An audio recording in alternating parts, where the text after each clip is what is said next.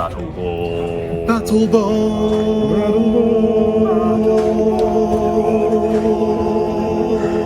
Oh yeah! We are Battleborn, and you're watching Brutally Delicious Podcast.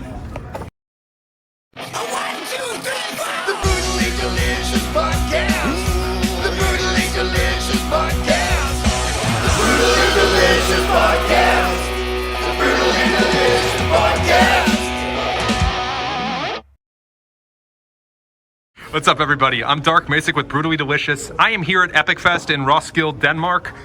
Jet lagged to shit. We're here with Battleborn. Can you guys introduce yourselves going through? Yeah, hi, I'm Charlie and I'm the drummer. I'm Tom, I do rhythm guitar and lead backing vocals. I'm Jack, I'm lead vocals. I'm Matt, I play bass and I do bass vocals. I am Will and I play guitar and keyboard and the most backing of all the backing vocals. The lowest of the low. So he's bass. What does that make you? Shit. Cool. We're allowed to swear. Oh yeah, you are. All good. I had a whole planned series of questions, and I'm going to start with one that's just off the cuff. The shirts I saw, Highlander, Warriors. You had one you have Arnold on? Yeah, yes, Arnold and Terminator. Sorry, I didn't see your shirt on I stage. had Macho Man Randy Savage. Did you? But I dripped through it because I drummed, so I've now got the Pokemon Death Star instead. Oh, okay. I always knew you was having an Elder Scrolls theme. Are we now pivoting to like 80s action movies?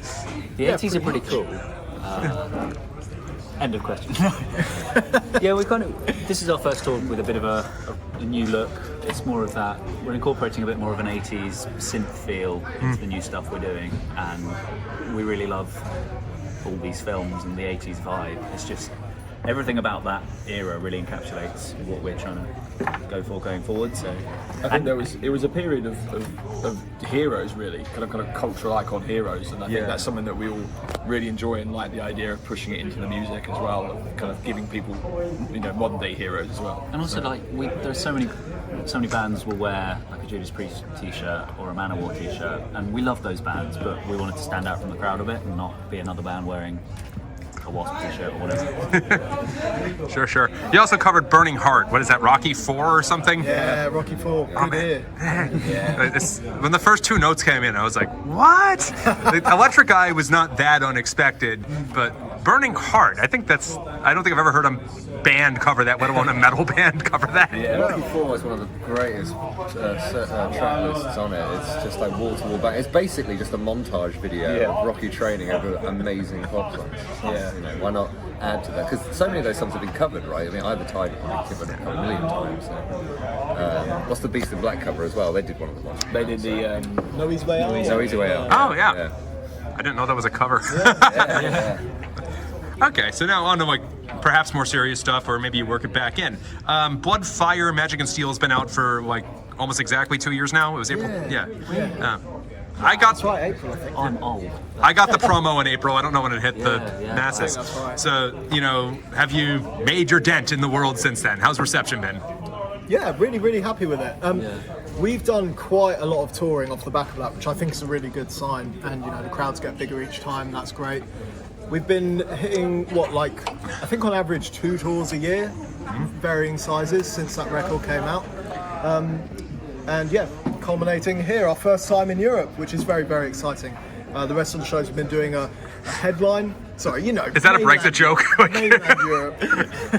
Our first run with some headline shows over on the mainland. We've done Belgium, Germany, Epic Fest, of course, and then on the way back home we got another German show, another show in Belgium.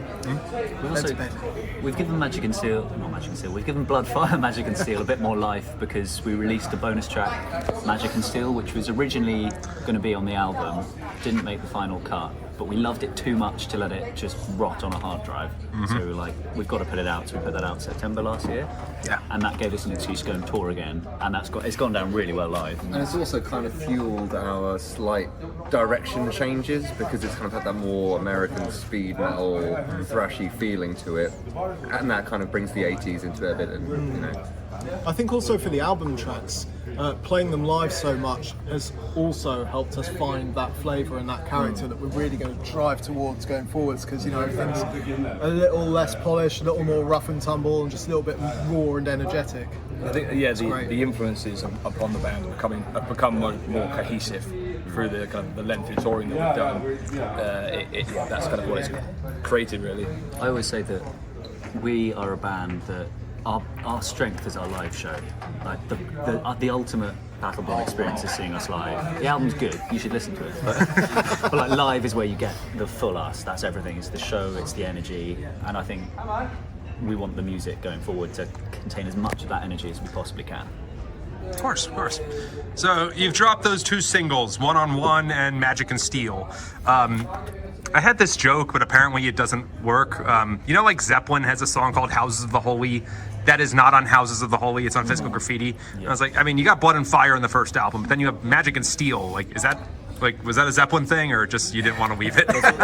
Just a reference. The album title actually came from a lyric in the song Power Force, which gives you blood, fire, magic and steel. Yeah. Completely unrelated to the first single, which was called Blood and Fire, which is not, there are only so many metal words. Yeah, You stop running out. I think it was a complete accident, actually. There's the scoop.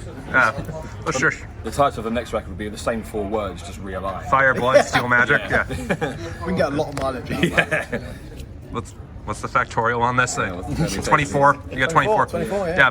So. Will have retired then. Okay. So, but One on One, is that?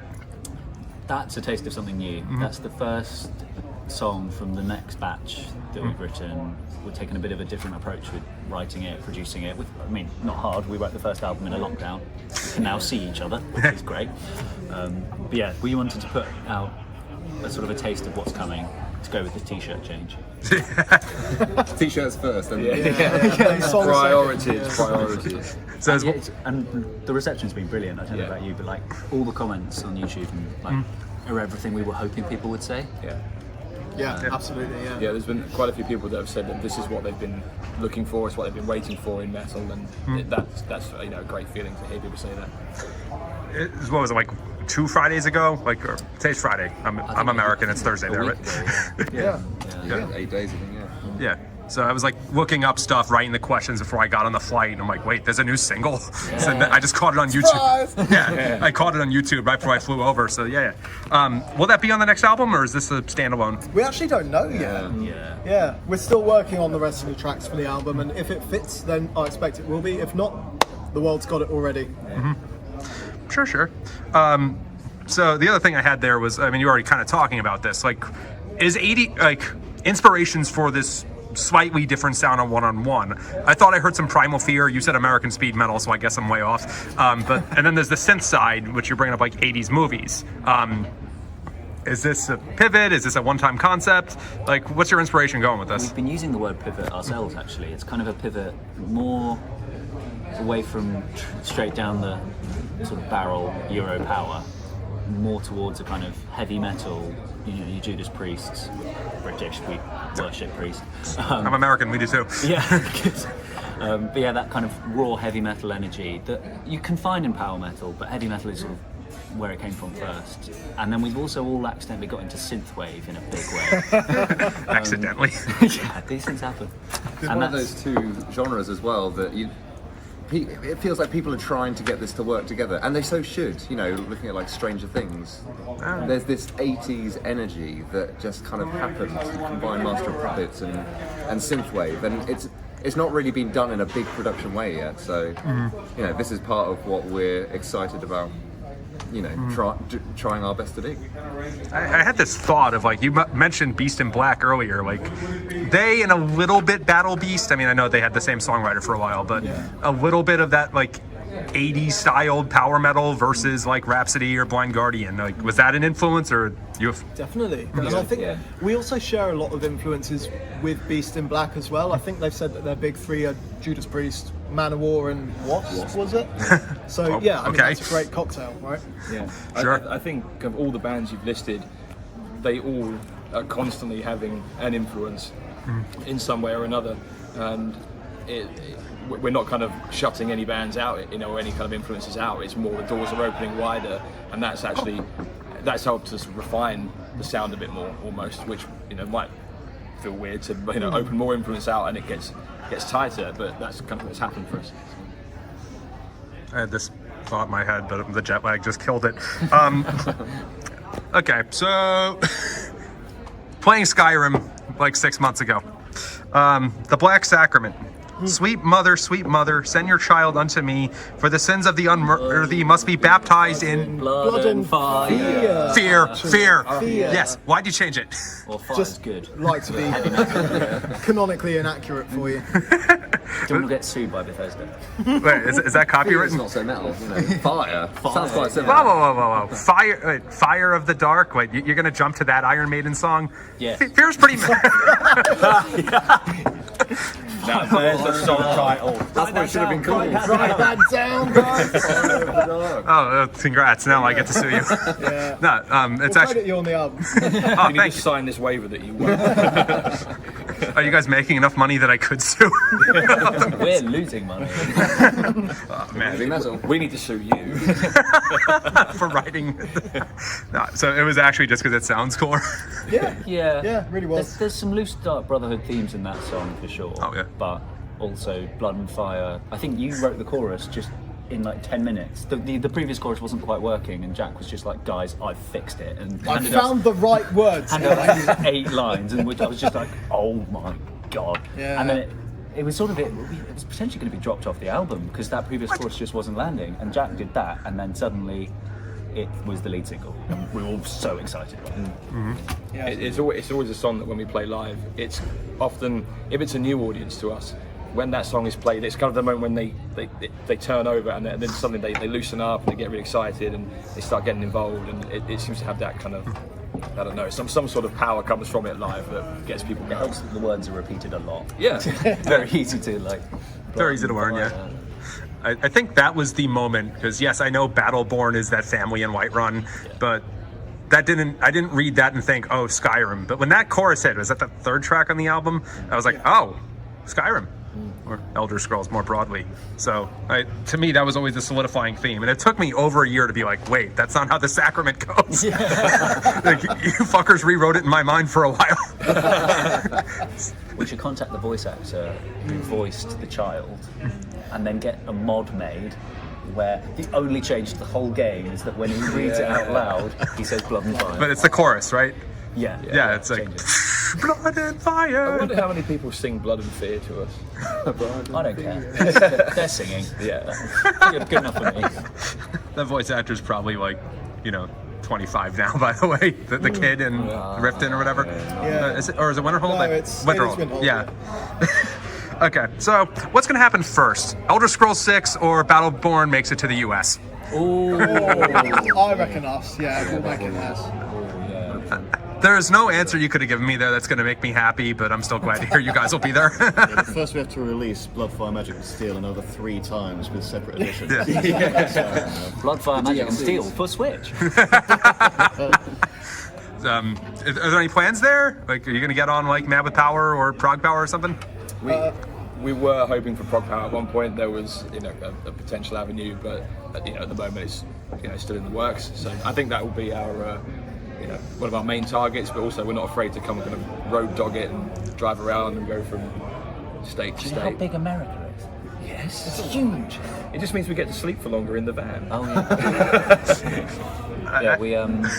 Yeah, this is our first time outside of the UK, so this is a huge step for us, and we definitely want to make Europe our regular stomping ground. America would obviously be another step, so it's a bit further, a bit more expensive. It's also situational dependent. You never really know what opportunities you're going to get, and we're not really in the situation to be saying no to things. If there are big things, then America will be there. Right. So you just hinted that maybe you will like hit the road in America.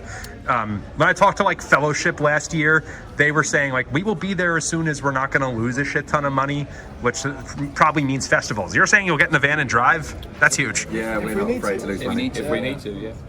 Oh my, whoa. I mean, you could do like the Emperor thing or Powerwolf. They play like 6 cities and call it a day.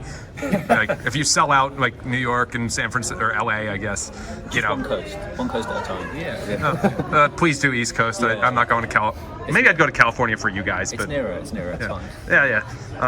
We're from Old England, so we should really go to New England. See what we're doing there. I mean, The upgrade.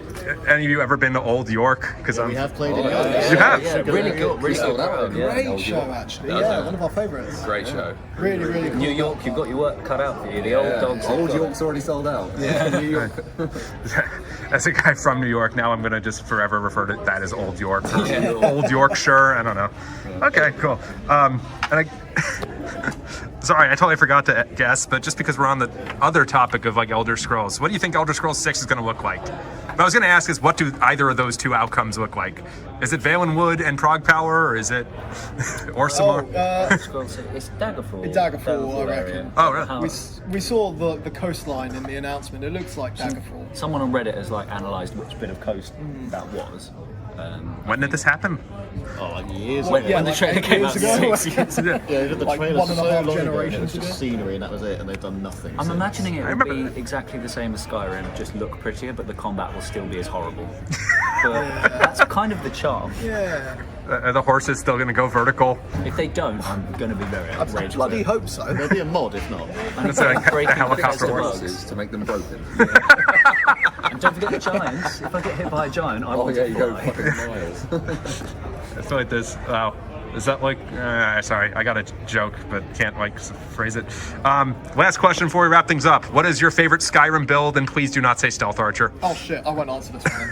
I like to go for a Daedric, Dark Elf, Daedric Armor, Daedric Sword, and just fire. It's like Spellblade. That's exactly the same as my first character, actually. That was probably my favourite as well. That's funny. Everybody. My last playthrough, I made the Lusty Argonian Maid. Oh, So that was really just a melee stealth build, like a bard in D&D, with very few clothes on.